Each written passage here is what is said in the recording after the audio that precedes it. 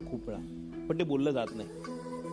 कालांतराने त्यातल्या अनेक वेळेला आपण बोललो नाही हे बरंच झालं असंही वाटतं, पण तरी काही गोष्टी ह्या मनात कायम राहून जातात. मला असं वाटतं की आपण समोरच्यासाठी काय आहोत किंवा समोरचा आपल्याला काय समजतो हे आपल्याला कळणं फार महत्त्वाचं असतं. त्यात गल्लत झाली ना तर फार गडबड होऊ शकते. म्हणजे तुम्ही एखाद्याला समोरच्याला भयंकर जवळचा मित्र समजता आणि तो फक्त तुम्हाला टाइमपास समजतो किंवा अवेलेबिलिटी इज युअर व्हर्च्यू. त्यांनी फोन केला की तुम्ही समोर ठिकाणी अवेलेबल आहात आणि काय तुम्ही इंटरेस्टिंग बोलता, तुम्ही छान हसवता, हे आहे.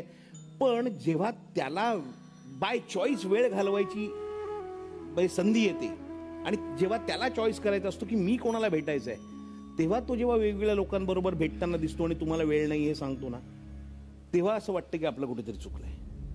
समोरच्यासाठी आपण काय आहोत हे पण आपल्याला समजणं फार गरजेचं आहे.